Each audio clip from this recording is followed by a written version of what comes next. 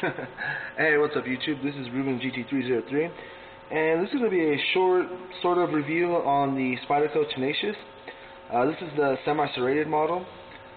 I'm just going to jump into some specs and then the features of the knife. Starting off, it is 7.75 inches long overall. Closed, it's 4.438 inches. The blade length is 3.375, and since there's not a blade choil, the full cutting edge is 3.375 inches also. There's a half-inch spider hole or deployment hole, whatever you want to call it, and the blade thickness or blade stock is 0.125 inches, and it weighs in at 4 ounces, which is pretty lightweight for a knife of this size. Alright, so I'm going to hop into the features, starting from the handle and going up towards the blade. It has textured G10 handle scales, dual 420J stainless steel bolsters or liners. They're aggressively milled out to reduce the overall weight of the knife. It is a liner lock design, or they call it the Walker liner lock mechanism. It has the hourglass pocket clip that Spyderco uses on a lot of their knives. It comes tip down. This one's been moved to tip up, and you can also have that on the left and or right hand side of the knife. So if you're left-handed, you can put it in your pocket also. I'm going to show you how it rides in the pocket. It has a really good pocket clip design, I think. It doesn't leave that much of the knife out showing, and it leaves enough out to give you a good grip to pull your knife out. Let's see. It has bronze phosphor washers, which helps in aiding the quick deployment, or just deployment in general. It's really smooth. The blade is a satin finished leaf blade design, and is made out of 8CR13 MOV, and this is like I said earlier, the half serrated design, which I don't really prefer serrations in a EDC blade, but if you're going to get serrations from any company, it's got to be Spyderco or CRKT, in my opinion, just because they do the best design, I think.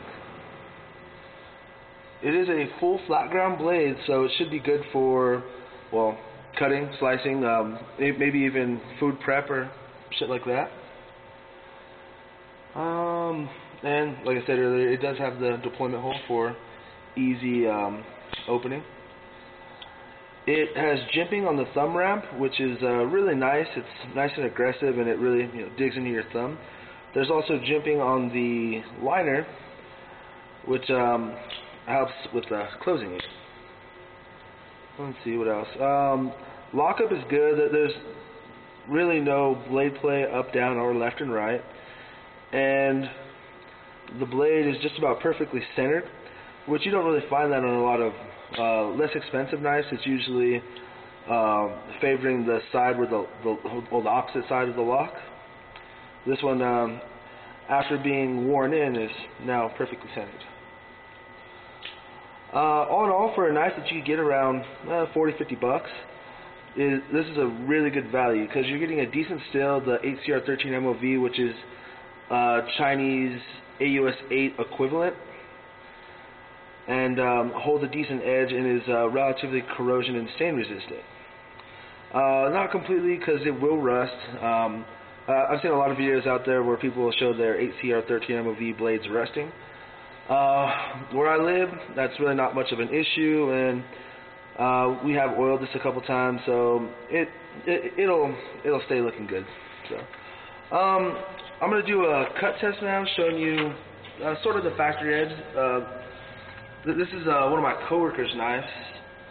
I have the persistence and the resilience, which is the smaller and larger one. And I just wanted to do a review on this because it's one of the more popular knives out there. On this cut test, it is a semi-serrated knife, so if it snags on serrations, it may, affect the cutting. And I'm gonna do that. Alright, so as you can see, it is very, very sharp. It has a really good factory edge. Even the serrations are razor sharp, as I'll show you now with that. Now I'm cutting with the serrations. Alright, caught one right there. And back to the blade. Alright, if you have any questions or comments, please feel free to hit me up. If not, thanks for watching and have a nice day. Talk to you later, YouTube.